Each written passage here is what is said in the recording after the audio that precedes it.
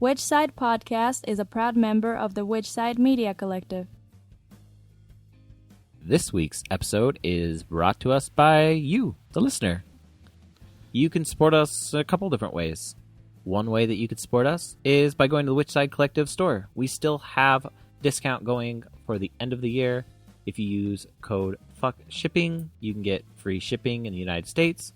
Or if you're outside the United States, you can use code FUCKBORDERS and get $5 off international shipping. If you buy things on Amazon, you can also use our Amazon affiliate link when you're checking out. It doesn't cost you anything extra, and it actually takes away from Amazon and kind of gives it to us. So go to whichsidepodcast.com, click on the Amazon affiliate link.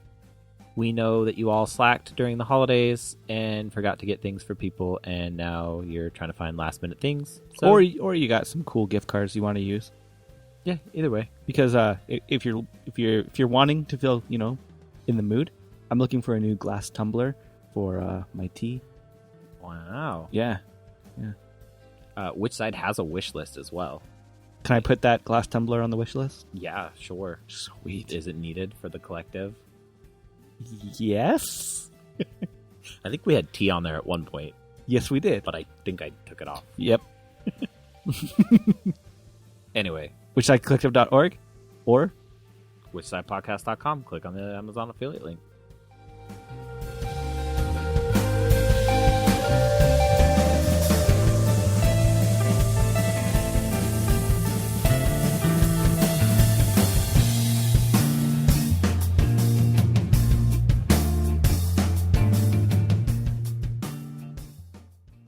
This is episode 164. Yeah, we talked to Cristiano from Animal Liberation Racing.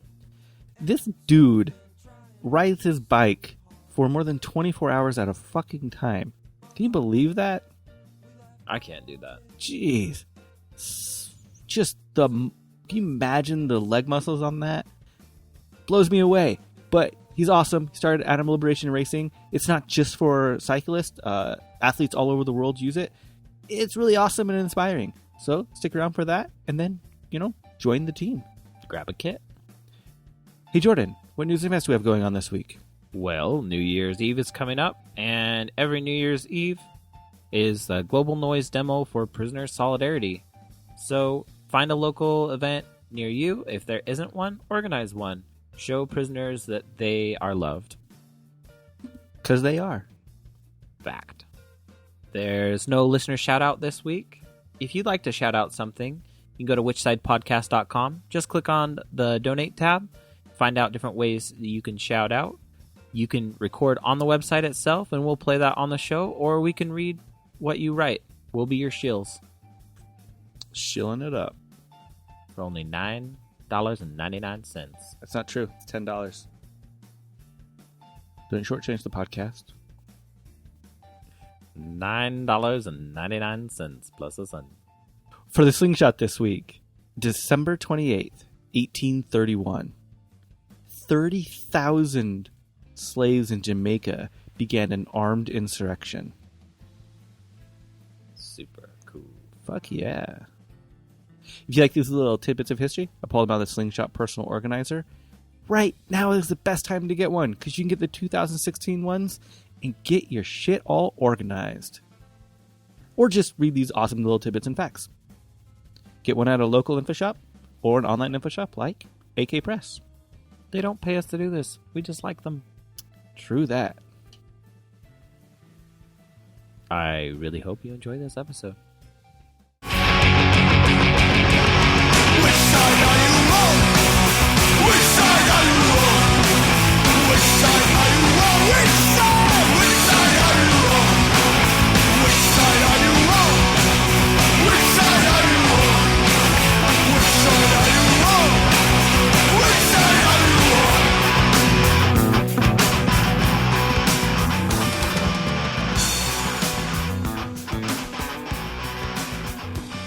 So, how's your day going so far? Oh, it's not too bad. Just kind of a lazy Sunday today. I tend to make myself feel a little guilty when I'm not out all day on the bike, but sometimes it's good. So no centuries today or anything? No, there hasn't been centuries in a little while for me. I'm slightly injured, or body's not holding up as well, but it's lots of ups and downs. Well, what was the injury from? Just riding too much, I guess. I don't know. A lot of so-called experts seem not to really know where all the pain's coming from. I've been dealing with it for a couple of years. Had a couple surgeries on my neck and had a spinal fusion and all sorts of stuff. And I'm still in pain, like all the time. So on my neck. So it kind of keeps me from riding really, really long, which is what I like to do. But, I'm coming back. I'm too stubborn to quit. You're not encouraging me to want to start again. Well, the amount of riding that I used to do is slightly excessive. So, so define excessive. The last time that I felt good that I was riding, like a good amount, I did, I think, about 16,000 miles in a year. Wow. Fucking hell. I think that's more than my car. Yeah, it was a lot of miles. Yeah. So, how did you get so into cycling? I've always ridden. I mean, I've been riding since I was, 15, 16. Done quite a bit of bike racing, just like the traditional bike racing, and then kind of grew tired of it, and kind of by accident I found out that I really enjoyed riding really long distances, and like all day, all night, nonstop, and kind of started pursuing that type of riding, which it's not even very familiar, even within the cycling community. It's not, super common. Mm-hmm. Mm-hmm. So, but I absolutely love it, and right now it's devastating not being able to ride, because it's the thing that I love to do the most, and just my neck kind of holding me up is just kind of, it sucks. Yeah. Riding those distances, you must do like what a lot of ultra runners do, where you have to really pace yourself. Like, how do you pace yourself? Not as fast as it used to be. Like when I did regular bike racing, I was more of a hill climber. Uh-huh. Hill climb races are short and intense, and somewhat you're going full gas, and obviously for long distance you're not really pushing that hard. You have to kind of pace yourself, and there's more to it. You got to watch about you're getting enough food and drinking enough, and there's the whole sleep deprivation issue. There's a lot to it, but I think it's just awesome. So what's the longest ride you've ever been on? It was a little over 400 miles, which is technically pretty short, because right off the bat, at least for racing ultras, my luck has not been good, because I've had injuries at pretty much every single race I've gone to. I've done a lot of solo training rides where I would go out and just ride for 24 hours and be fine and do better than I did in a lot of actual races. But yeah, my luck hasn't been too good when it comes to that so far. Are you usually going to another distance, or you find yourself crossing back to get those miles in? What do you mean? Are you crossing state lines, or are you? Yeah. I mean, yeah. When I'm solo, I try to stay, because I don't have a car following me or anything. I have to stay kind of close to where I can get, water and food, and so I'll go out all day, and then I'll come back home and put on some lights on my bike, and then take off again and ride all night. Okay. So, but yeah, I'm kind of out of it right now, trying to get my body back together, and so I can, ride again. So what's your origin with veganism? What brought you to veganism? I've always kind of felt more of a connection with animals and nature, and I always kind of enjoyed being outside, and I don't know, I just felt more of a connection. And out of high school, I started volunteering at the Humane Society, and soon after that, I started working there. And that's kind of when kind of everything clicked. I've always had compassion towards animals, and I was even from being little, you know. And but then all of a sudden, you just that light kind of clicked in your head. You're just like, wait a minute, now all this is connected, you know. And I mean, you see it all the time. People come talk to you, you know, and you know, you tell them that, you know, they see the jerseys, you know, that I ride with, and they ask about, you know, animals. They say they love animals and this and this and that, but then, you know, they go out and get a burger, and it's like, and that, I think that's where a lot of people are, you know, and that's where I was for a long time until, you know, that light clicked, and that's when I was working in Humane Society, and it was that's where all kind of where it started. And how did your family take it? Fine, I guess. I my personality, I usually, I don't second guess myself. I'm kind of stubborn or determined or whatever you want to call it. So they don't really, when I say that I'm doing something, it is what it is. So I don't think they even get into it because they know they're not going to win the argument. So was there a catalyst moment at the Humane Society that you can remember? You're like, oh, now this is why I'm going to be doing it. Yeah. Actually, well, there's lots of them because that was a stressful job. But when I worked there, well, obviously it was quite a while ago. You know, things have changed since, but we used to put a lot of good dogs down. You know, if the dogs, you know, on the receiving side there, they were more than 5 years old, it's automatically put down. Or a pit bull would have come in and it would automatically be put down. And we got this little pit bull puppy one time, and it was a couple weeks old, and we had to put it down. And I was just devastated, you know. I was like, this is ridiculous, you know. And that's kind of, I think the big turning point is like, I can't, you know, I have to do something about it, you know, and not just talk about it. So did they have like a breed-specific legislation in that area where they didn't allow pit bulls at all? Is that why they had like those type of regulations? I'm not sure. I mean, maybe it was a liability thing. I mean, it was a long time ago. You know, I was out of high school, so you know, things have changed a lot. I remember, I think they couldn't even. I think there was something with ferrets too. They couldn't even adopt ferrets, and you know, now it's more, you know. It's a little bit more relaxed now, it seems. So, I've never heard the thing with ferrets. Yeah, I think, well, it was illegal in Salt Lake County, I think it was, to have ferrets. Huh. They had something to do with that, but okay, yeah. I mean, it's forever ago. I just barely found out that ferrets like that we know of are completely domesticated. I had no idea that they're an only domesticated species. Huh. Yeah, I had no idea either. Yeah, I just learned that a couple weeks ago. I was like, oh, I had no idea. So don't go releasing ferrets into the wild. They're yeah, no, I'm not going to do that.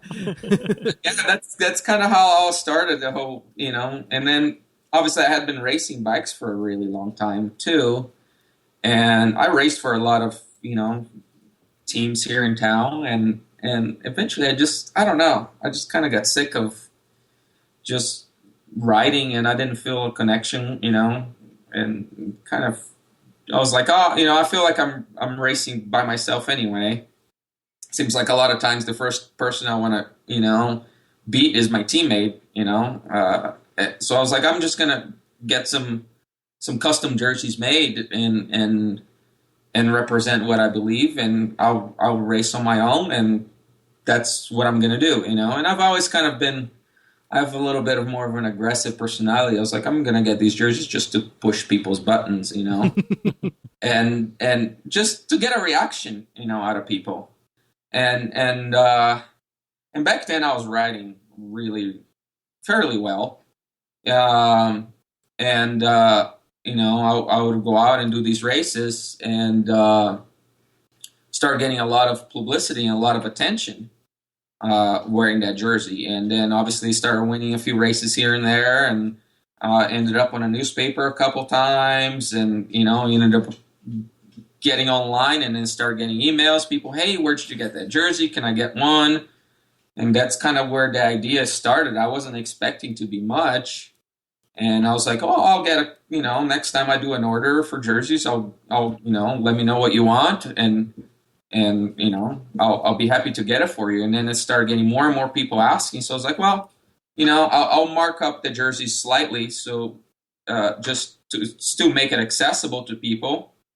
But and then the profits, I'm just gonna donate it to a charity. I didn't think it was gonna be that much. I was like, oh, it'll be $100 here and there or something.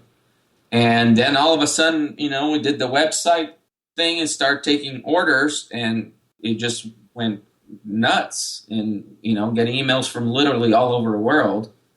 And now we're sending these jerseys everywhere. All corners of the globe, really. And we have, people riding with this jersey that I created, everywhere. And some fairly high-profile athletes, too, riding with our jersey, which it's pretty cool. And kind of rewarding to see, something that I created just for the hell of it, being so, sought after, I guess. I'm getting tons of emails from people wanting to ride for us, even, full-time pro athletes that we don't give them a penny. Nobody makes any money in the team, and they want to ride with our jersey, which is pretty cool. How do you decide where that sponsorship goes, or the extra money? Just nothing specific. I just pick one, Mm-hmm. It's just, you're always looking around and reading different things, and something will catch your attention, and it just goes from there. We start talking, like, this year we had, we gave the money to the Virunga National Park in Africa to try for the anti-poaching, campaign there. Since we kind of have a little bit more of an aggressive look, there are other cycling or sports groups, out there, but we tend to kind of stick out a little bit more. We have the famous boat cutters on the back of the jersey and things like that. So we're like, well, we're going to arm the Rangers so they can go after these guys, So that's kind of where he led to. And then now for 2016, we're partnering up with the Sage Mountain Animal Rescue that it's getting started up in Park City. Mm-hmm. And so, we have a kit, with their logo on it now that it's going to come on for next year. So all the money's going to go to them. Way awesome. So have you ever been really surprised when somebody has come to you and wanted to be part of the team? Like you said, there's quite a few pro athletes that are really putting the message out there. Is there one that sticks out in your mind of kind of shocked that they came out? There's actually quite a few. Yeah. I mean, the one that sticks out the most is because I have more contact with him, and obviously because he's ultra endurance cyclist, but Franz from Austria, he's actually raced Race Across America, which is considered the hardest sporting event in the world, which is what I'm shooting for if my neck ever gets better. But he's as far as I know, the only vegan that's ever done that event. And he's one of the best, somebody that can ride 3,100 miles nonstop on a bike. It's a fairly impressive feat. They have a 50% fail rate of people that start, they don't finish. There's been, I think, last time I checked was less than 200 people has ever done or finished a race since 1982. So, and he's done it, several times. So it's kind of cool. And wow. He writes, representing our team, which is totally neat. That much just that's impressive. Kill your body. It's not healthy, no. Yeah, but it's I don't know. To me, I love bike racing, but this is just just to me, until you do it, you can't.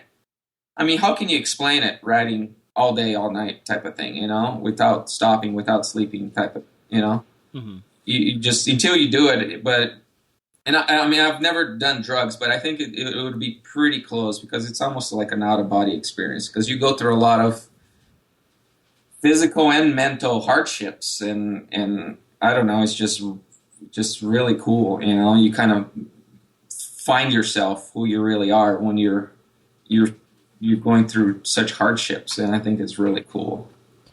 I can imagine it's being very draining, and then getting a second wind and it being very...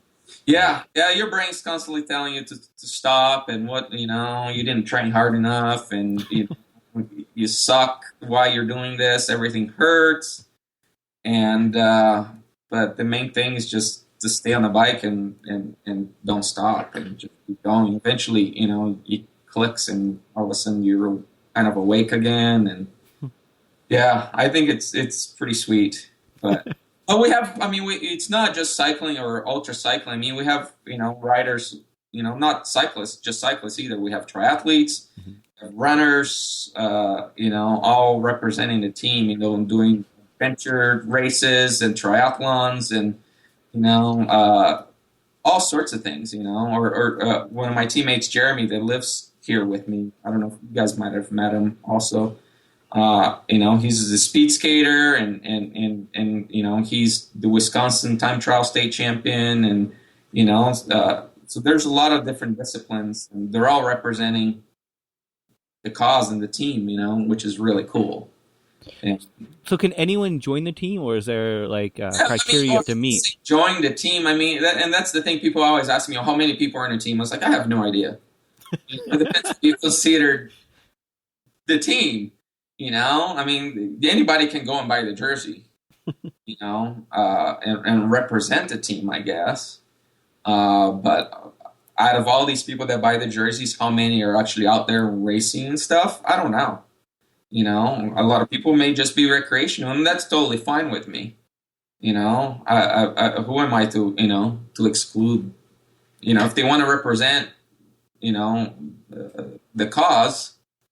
It doesn't matter if you're winning or not, look at me now. I'm having a hard time riding and doing, 5 hours on the bike, and, I can't call out other people and say, oh, you're not good enough for this and this and that. As long as they're willing to get out there and speak up, I think it's totally awesome.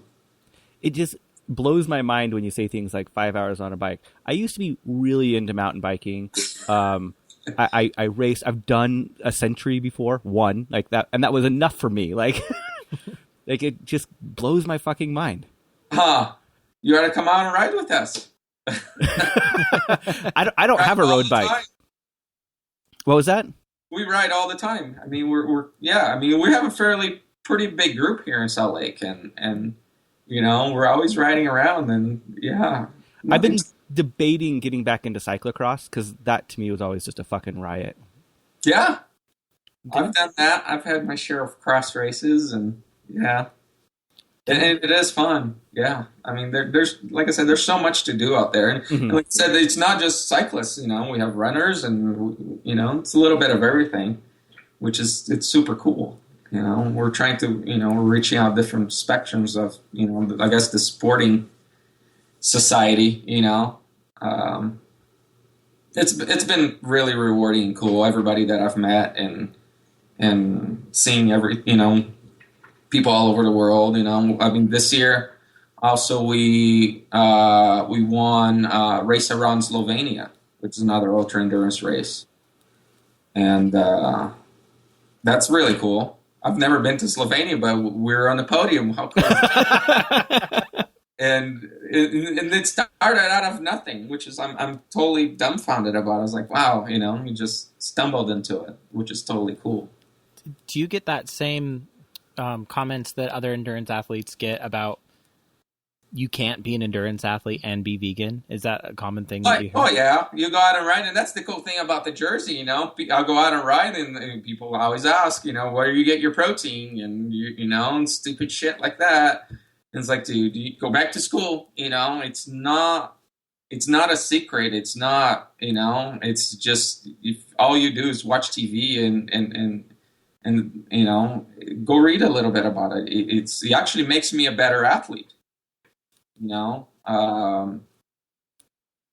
don't know if you guys, we have a criterium series here, and my coach, I think he won that series like 8 years or 9 years in a row, and he's vegan. He's one of the strongest riders in the state, and 100% vegan. And that's totally cool, but most people don't know about it. You just see the dude riding a bike, Mm-hmm. and that's the whole idea. I thought, with the jerseys, it's like it creates. I'm not much of a preachy type of person, I guess. So it creates interest. If people are want to come and ask me questions, I'm always willing to talk to them. But maybe they're not ready. And I don't want to be that pushy person. The annoying vegan guy. And so maybe it creates an interest, and when they get home, they do a search online, and maybe that little light will click on their head, and so on. And I think that's kind of the cool thing about the jersey and the whole racing thing. But people are always asking, but it does, it does. It's obviously not why I do it. Most of the people in the team is not why we do it. It's more of an ethical, veganism type of thing. Mm-hmm. But there's definitely a performance. It's a performance enhancer. I recover way faster than other riders, so it allows me to stack hard workouts closer together.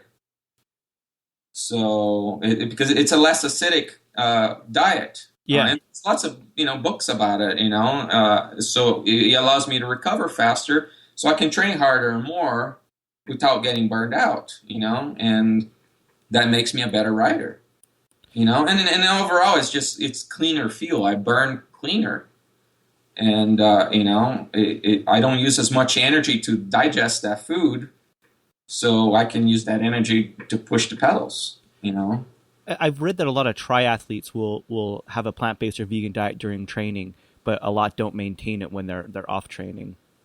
Yeah, and everybody, you can find whatever excuse you want to find for anything you want to do. If you already made up your mind on something, you can find an excuse for whatever. Mm-hmm.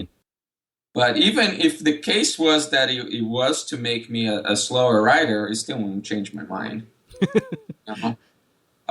It's just not. But luckily enough, there's been plenty of research and, my own personal experience that it actually makes me a better rider. So, take that. And it's cool. It's cool going out to races and people look at you, and some people, are very receptive, and other people, I'm sure they're in the back of their mind, they're like, oh, they have that misconception of the pale, skinny, weakly vegan guy, and you go out to a race and then you just light them up, and it's kind of funny to see at the end of the race, their faces, which is very rewarding.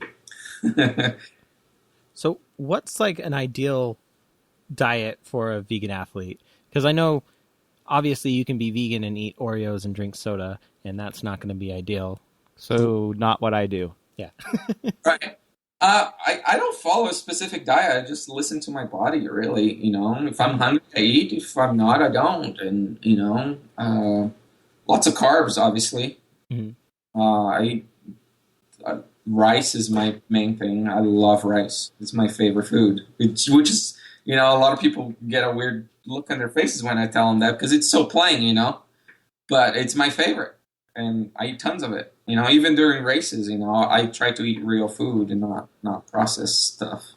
I can't imagine the actual calorie count you have to do to ride for 24 hours. It's actually not that much, because your body can't process that much. I usually limit myself to like 450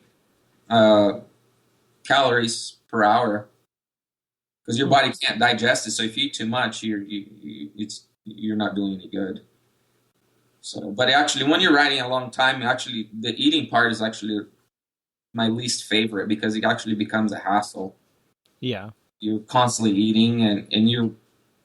A lot of people don't talk about it, but you're sick to your stomach the entire time because you just don't want to eat anymore, and you kind of have to force yourself to, and it sucks. And with you eating, you say you like to eat like a lot of non-processed things, so you're not doing like the Cliff Bars and stuff like that? I like Pro Bars. Mm-hmm. I'll have a couple of those here and there, but no, I make like little rice cakes and those little red potatoes. You know, put in a little Ziploc bag and you throw it in your pocket, and you're good to go. You know. Yeah, that's interesting. You mentioned the stomachache aspect. Is that kind of is it because your body's putting so much energy into other aspects it doesn't want to waste energy in digestion at that moment? I'm not sure. I just get sick. It's just you have to eat all the time, and obviously when you eat, you actually your body draws blood to your stomach to help it digest it instead of going to your legs. So I don't know. It may have something to do with that. But I've never obsessed too much over it. Like, maybe I should. Maybe if I obsessed over little details, I wouldn't be hurt. No. Just go out and ride and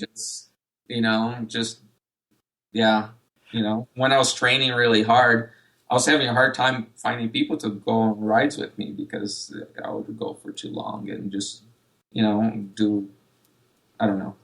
Anything worth doing it's worth overdoing it, I guess. That was my mentality. So, it is what it is, but it's cool.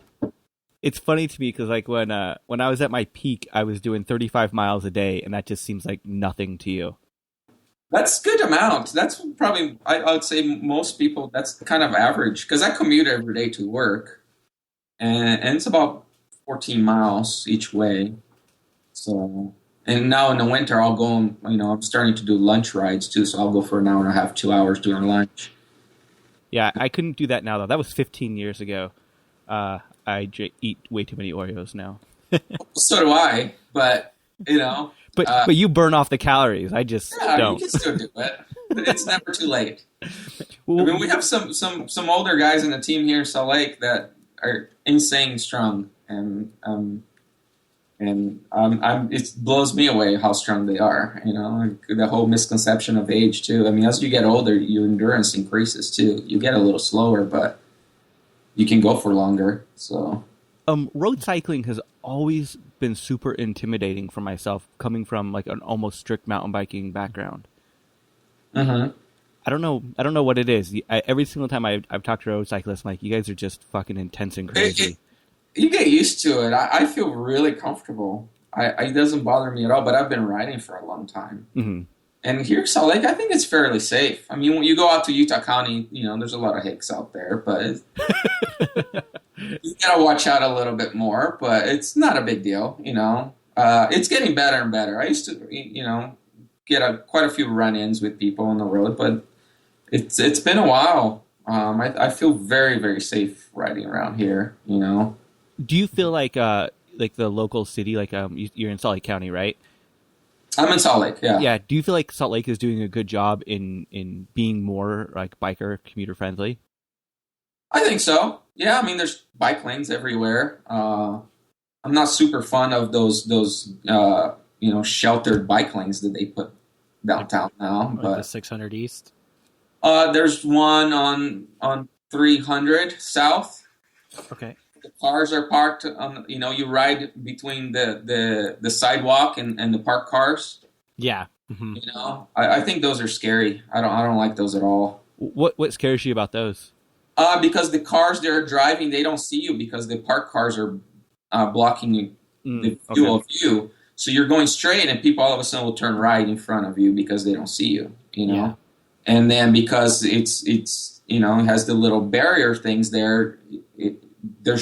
If something happens, there's no way for you to swerve out of the way, or if somebody pulls out of a driveway or a parking garage, there's no way for you to do a evasive maneuver, I guess, to get out of the way. You're stuck on that little track, Yeah, so, a lot of times it seems like it's kind of like an afterthought for bikers. Yeah, it is. But I think it'll get better. The more people out riding, the more visible, cyclists are going to be, and people are going to get used to it sooner or later, because there's so many of us. So, but, it works. At least they're doing something, nothing's perfect, and, you just try your best. So at least they're trying, making it better. So I give them credit for that. So, do you write Fixie at all? No. Okay, I was going to ask. I've never understood it, so I've always never really had the opportunity to talk to somebody. It's popular. I think it's dumb. Yeah, I don't get it. It makes no sense to me. I think we have tons of hills here. I mean, they have their reasons why they like it. I mean, I own a bike shop, so I get a lot of all sorts of cyclists there. But, and they like the simplicity, and it's cheaper, and it's less maintenance, and this and that. But I mean, it's hilly around here, and I don't know. They say that a lot of people say you feel connected to the bike, and this and that. It's cool, whatever. It's just not for me. I like having brakes and having gears and going real. Being able to go uphill and, not blow out my knee. So it's cool, to each its own. But yeah, I don't do the fixie thing. Yeah, I definitely, I think the worst thing that I've ever done was I rode a fixie up Immigration Canyon, and it was awful. Yeah. And that's probably like the most I've ever ridden a bike too. Totally cool. I'll give them that, the coolness factor, the whole hipster thing, but yeah, it's not for me. It's fun to break with your legs. It's so cool. And the skiing. Yeah. No, it's not my thing. I mean, it takes skill too. I mean, my bike handling skills are almost non-existent. I'm terrible at it, so I give them that. I'm amazed I can ride a bike, but I still stick baseball cards in my spokes. Oh yeah. Yeah, so I'm glad I can ride a bike, but yeah, they have good skills. I give them that. But. So, do you find it like super challenging running your own store inside the cycling industry, or is it really picking up enough to have a lot of the shops around? I do, because I kind of fell into it. I've been running, working bike shops for 10 years. And I enjoy it. You definitely, people getting in the bike business, definitely not doing it to get rich, because there's not a whole lot of money. And truthfully, I'm not sure. I mean, bike shops, yeah, I guess they'll always be around, but I'm a little hesitant to what extent that is. Yeah, there's more people riding, but the internet's just killing everybody.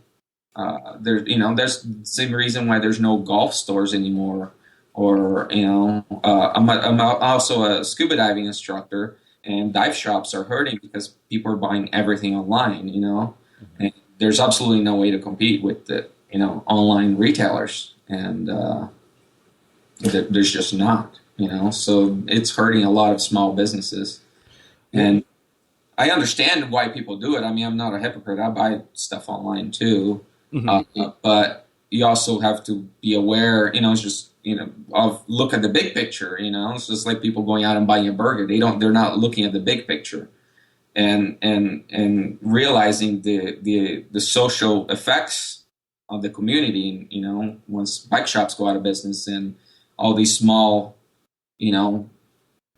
brick and mortar stores, are not around, it's going to hurt the community, So it's tough. How can you help people get around the barrier of entry into cycling, being so high, like to get into like decent good bikes they're not cheap? Well, I think no matter what you do, and I get that question all the time, no matter what you do, if whatever hobby you're getting into, it's not going to be necessarily cheap. I mean, I've had people coming in and talking about, oh, these bikes are expensive. And then you ask them, well, how much do you spend on, scrapbooking, or fly fishing or whatever it is. They spend a ridiculous amount of money. I mean, you can spend tons of money on whatever hobby you want to get into. Cycling, I mean, you get out what you put into it, I mean, you get a good quality bike, it's going to last you a really long time. And that's, not to, and then there's the whole, health aspect of it. And if you end up commuting with your bike, what you're saving gas and helping the air, there's, again, a bigger picture to it than just the value of that bike. You're getting a lot more that you don't see by looking at the bike, Mm-hmm. So I've been trying to find an old 92 bike frame for a while. It was my original bike. Uh-huh. It's been a pain in the ass to try to find in my right size. Oh, well, you ought to come see us. We're the local vegan bike shop, I guess. We're starting to get known as, because most of us working there are vegan, and it's kind of cool. We've been getting a lot of the vegan community coming over there and saying hi to us, so it's super neat. Well, what I'm specifically looking for is the 1992 Gary Fisher Hukuiku with the interrupted chainstay in the matte orange, 17.5 inches. You're going to have a hard time finding that. God, I know. That's very, very, very specific. Yes, it is. And unfortunately, they only made that geometry for 1 year. Huh. Yeah. Yeah, keep looking. Find it sooner or later. I every once in a while, when I get bored, I'll try to find my original road bike. Just not that I'll ride it, but it would be cool to have it. Yeah. What was that? What was your original bike? It was a Trek 2300. It was like, had the carbon tubing and the aluminum lugs. Mm-hmm. So every once in a while, I'll look around. I mean, the technology's changed so much. I wouldn't ride it because the stuff now is so good, And but it would be neat to have it. How do you feel about the difference between like still and carbon fiber? It depends what you're using it for. Everything's going to have pros and cons. Mm-hmm. Obviously for racing and overall biking, carbon's the way to do it. Mm-hmm. But I absolutely love bicycle touring, and for that, steel is the way to do it. Because it's so comfortable, Mm-hmm. And so I have obviously several bikes, and obviously my touring bike is steel, and it does what it's supposed to do, but it's not, everything has its specific purpose. So What do you awesome. sorry. What's that? Oh, sorry, I just interrupted you. Go ahead. I was going to say, what do you recommend for somebody who has never been into cycling, wants to get into it, but just doesn't even know where to begin? Well, it depends what your goals are. You need to think about, what you want to do. Are you getting a bike for commuting or for exercise, or do you want to go on a trip, on a touring trip? Do you want to start racing or do triathlons? And then once we kind of narrow that down, then it comes down to budget and performance. As far as like what we sell, it's all extremely high quality. You're just, as the price goes up, you're paying for the performance of it. Nothing's going to break. It's all going to do what it's intended to do. It's more of a performance thing. So it really depends what you want to do. So when you get to those like higher end components and stuff, how much of it is really trading off weight for longevity? I don't think not a whole lot. And it's not just weight. I mean, there's stiffness and aerodynamics, and it's how smooth it shifts and how fast it shifts and things like that. So it's the whole package. It's not just lightweight or just this or that. Mm-hmm. It's kind of, again, everything has its intended purpose. Like my racing road bike. I have a couple different ones, but they're very light, very stiff, and this and that. And obviously, you look at my touring bike, which is it's a high-end touring bike, but it weighs a ton. I mean, I toured last fall. I rode from Portland to Santa Cruz touring, and I think my bike, fully loaded with gear, was like 110 pounds, which is heavy. That's like almost ridiculously heavy. Yeah, but I mean, I was worried about finding food on the coast, so I hauled all of my own food, and I was doing it solo. Mm-hmm. Oh, jeez. If you're doing if I had somebody to go with, one person would carry we would only need one tent, and things like that, or one set of cooking stuff. Mm-hmm. Obviously I had to carry everything because it was just me. Yeah. So it weighed a ton, but it was super fun. It was an awesome experience, and that would be, for the non-competitive types out there, it's touring. It's pretty awesome. So you said you carried all your own food. Do you usually have issues traveling when vegan, like being vegan in other places? A little bit, yeah. I mean, you can, especially if you're out in the middle of nowhere. I mean, I carried, dehydrated food. I still stopped the, markets any chance I had to get, fruits and veggies and fresh stuff. I hauled all the dehydrated stuff, yeah. How is it like touring? I've been vegan for long enough that it's not a big deal, but I didn't want to, I figure I wanted to ride out, take the back roads and be out in the middle of nowhere. And I did a little bit of research before my trip, and I know there's not a whole lot on that coast. You'd think, there would be all sorts of little cities and everything, but after, I guess, the whole lumber industry there collapsed, there's nothing along the coast. A lot of tons and tons of houses are either abandoned or up for sale, or it was kind of weird to see it. Nobody in town. You go in these little markets, and the youngest person there is like 60. Wow. Because there's just retired people there because there's no jobs. So, well, have you ever discovered any cool places while traveling? There's always cool places. No, nothing that stands out or specifically. No, but that was definitely a cool trip. If anybody's into touring, that's a cool, riding from, the Pacific Coast Highway is really, really neat. Oh, I bet. So camping on the beach, almost every night, and lots of state and national parks. And it's an inexpensive way to go on vacation too. I think I spend maybe $10-15 a day. Wow. Total, because the campsites are $5 a night, and, and then food and little things here and there. So, going on the Pacific Coast Highway, there shouldn't be too much of elevation changes, is there? No, but there's also not a single flat road. You're either going up or down the entire time. Oh, okay.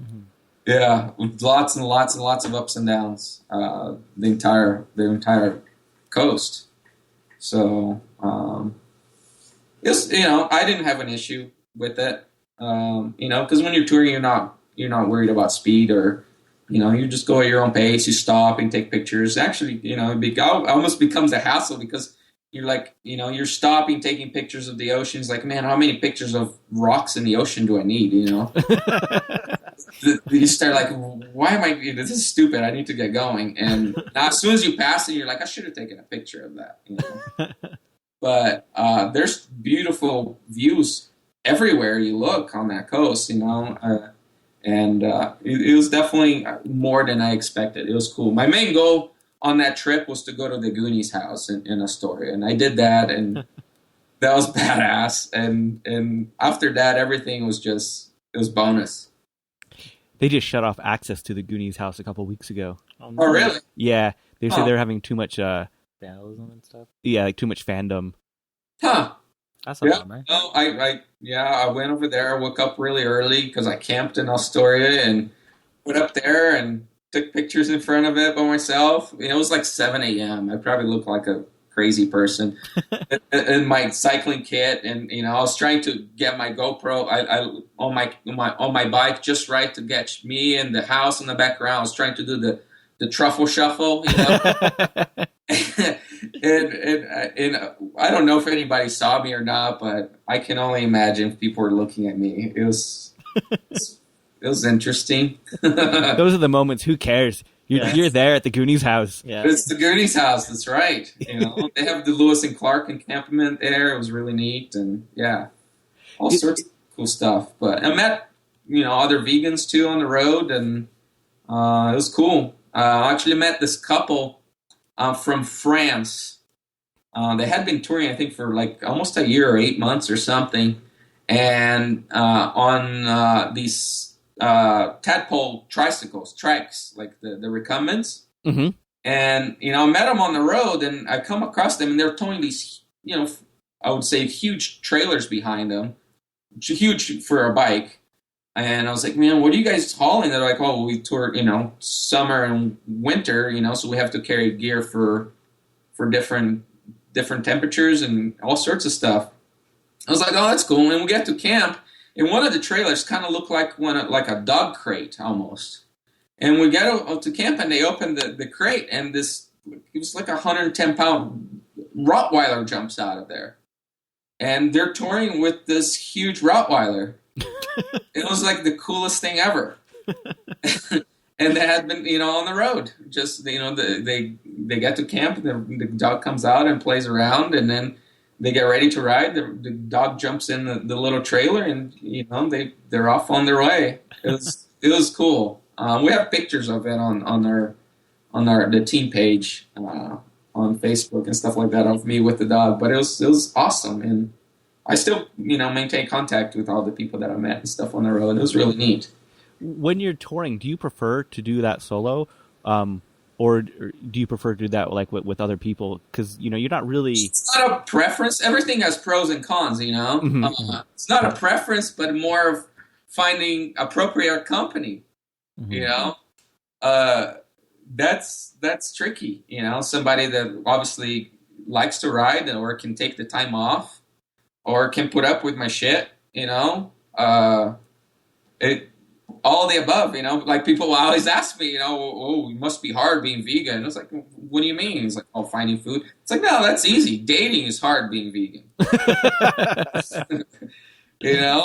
And obviously here in Utah, being a vegan atheist. Yeah. That you just screwed yourself there. Twice. So, and then throw bikes on top of that. It's like, man, I'm doomed. So, I mean, there's pros and cons. Cool, going out riding by yourself. You get to do what you want, and you have your own time, you and your thoughts. It's really beautiful and nice. But it'll be cool to have, friends. When I go out and ride, with my teammates here, with Jeremy and Ben and everybody, it's awesome. It's a nice change having somebody to talk to instead of just, listening to music or something, or audiobook, or whatever. It's a nice change having conversation, with people, and it's cool. What kind of like music or like audiobook do you prefer to listen to when you're writing? It depends what I'm in mood. It's just like music, you go through phases, or like cereal in the morning, you go through phases. You're always changing.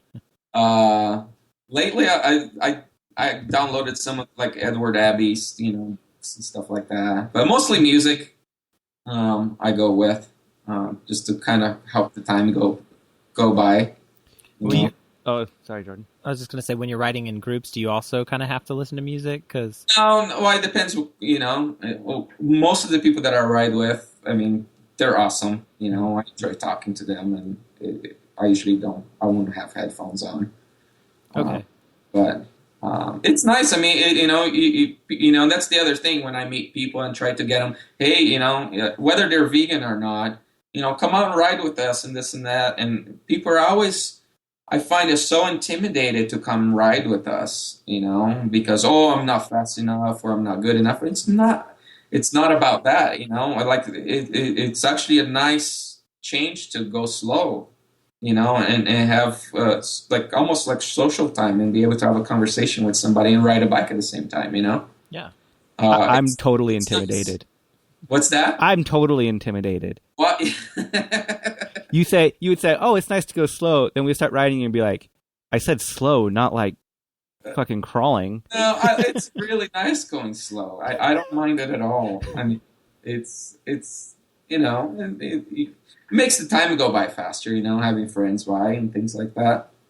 So it's neat, especially, if you get a good group of people, you move around on the pace line and you talk to different people and things like that. It's cool, and depending where you're riding, you also have, beautiful views and things to look at too, So cycling is awesome. So, and I'm grateful that I've been able to incorporate, the whole animal rights, environmental aspect part of my life, which is huge, with cycling, which is another huge part of my life, so it's I've been very lucky, I think. Are you at all familiar with critical mass? Is it like that 999 ride that they do? I think that is similar. Yeah, I think that's pretty much the same concept. Yeah, I mean, I know what it is. I haven't joined those rides, but I know what it is. Yeah. Do you think they're just too crazy? They're cool. I should go try it out.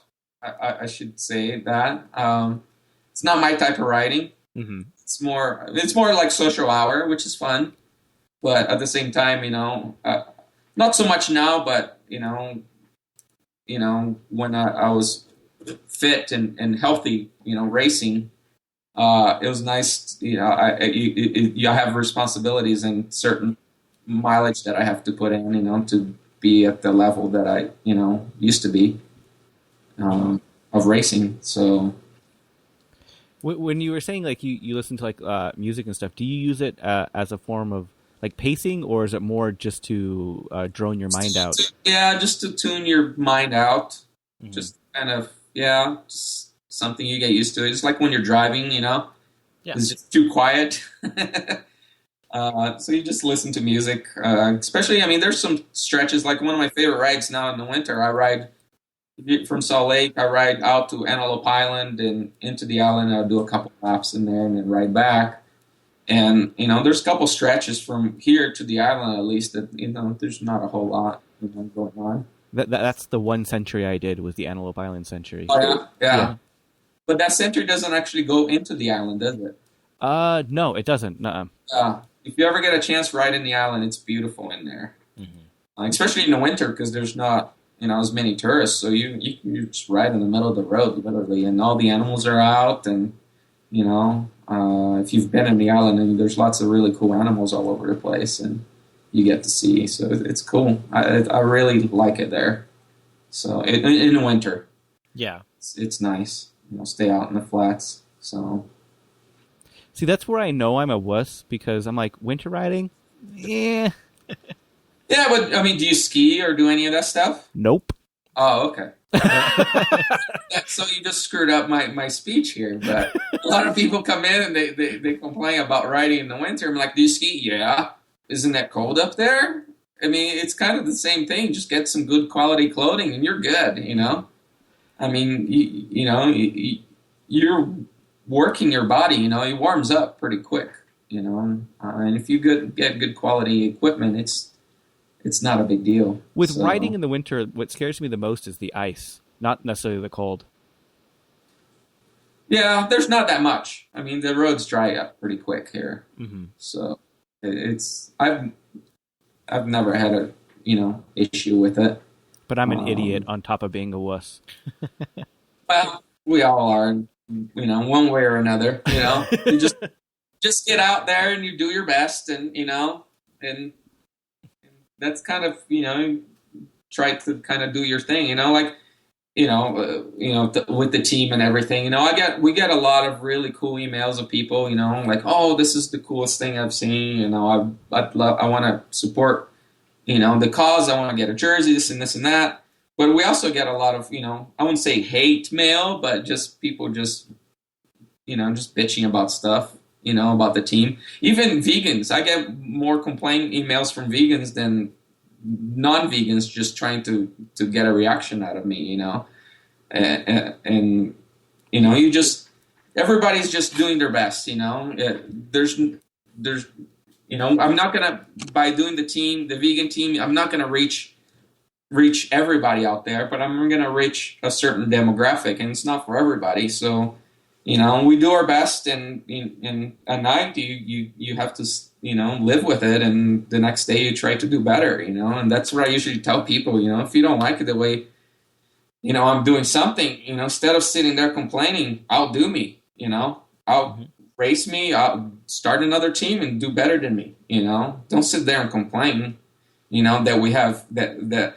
we're expressing a violent negative image of veganism by having bolt cutters on the jersey. And it's like, whatever. So that's the main criticism then? Is We get that, and then, our jerseys are made in China like everything else. It's like, dude, I'm doing the best that I can, Mm-hmm. Yeah, would I like to have more control over certain things? Sure, but, I have, I only have so much that I can handle, kind of being almost a one-man show, running the team and, designing the kits and looking for sponsors and this and this and that, but, if they don't like it, tough. How do you go about getting sponsors?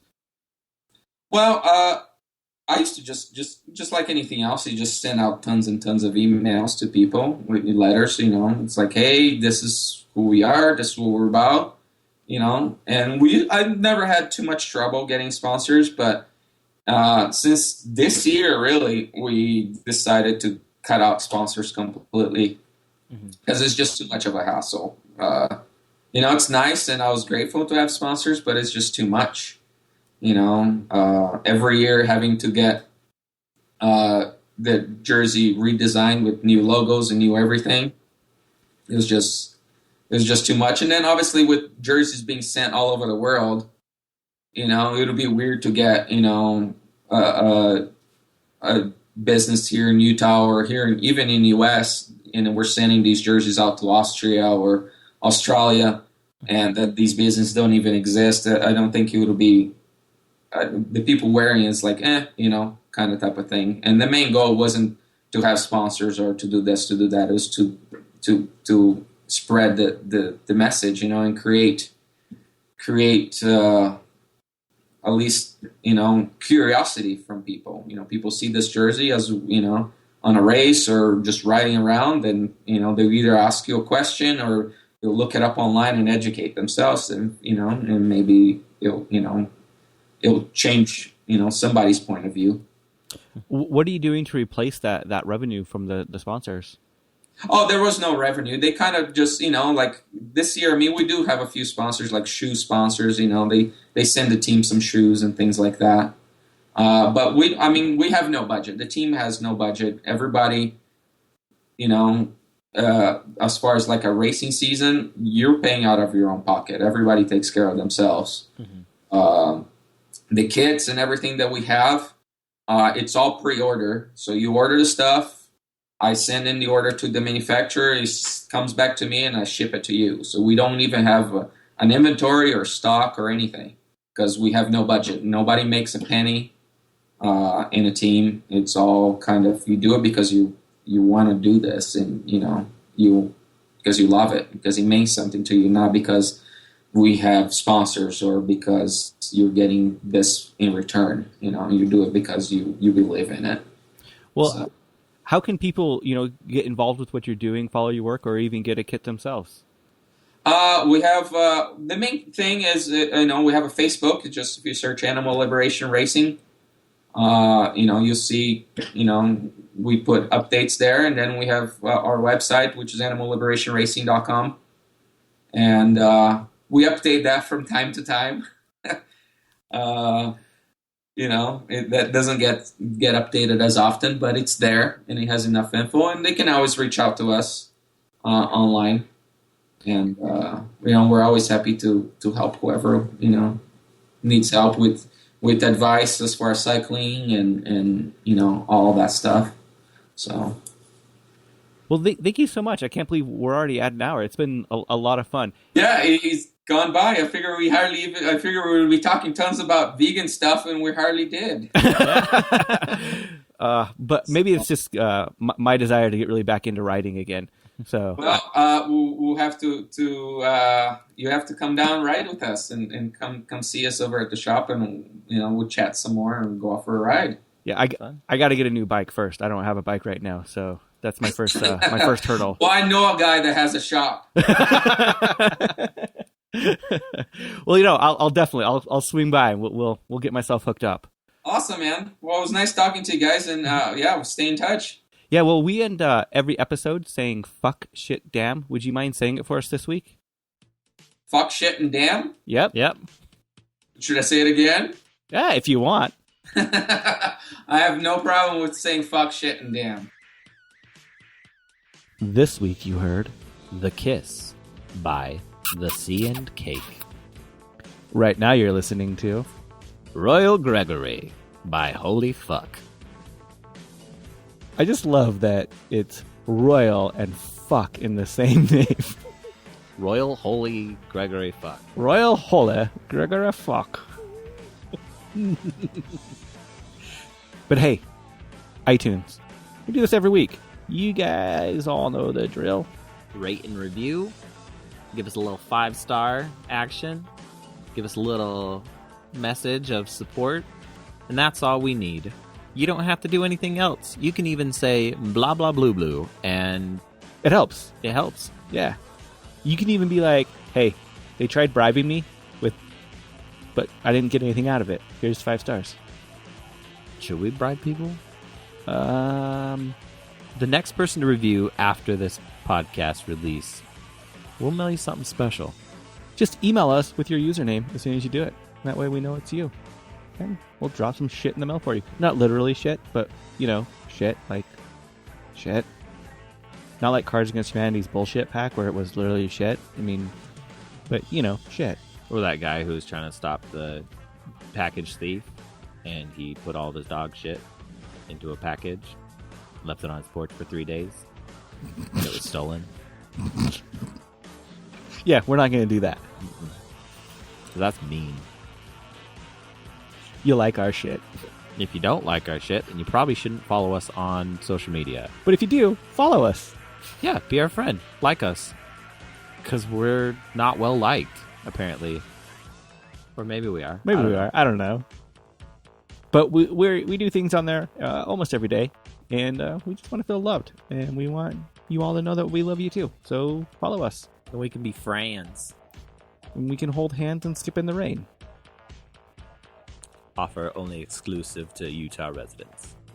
Unless you want to fly us out. I mean, honestly, if you want to fly me anywhere, I will hold your hand and skip in the rain with you. I am down for that offer as well. Yeah. John. Come on, John. Fly us out. New Zealand, here we come. Is this where we... Fuck, shit, and damn? I think so. Sweet. Happy New Year! Which Side Podcast is hosted and produced by Jordan Halliday and Jeremy Parkin of the Which Side Media Collective, with web design by Jordan Halliday and sound design by Jeremy Parkin. Booking by Mari Halliday. Theme music by Commandantes. Go to whichsidecollective.org to check out the other shows in the collective. As always, fuck shit damn.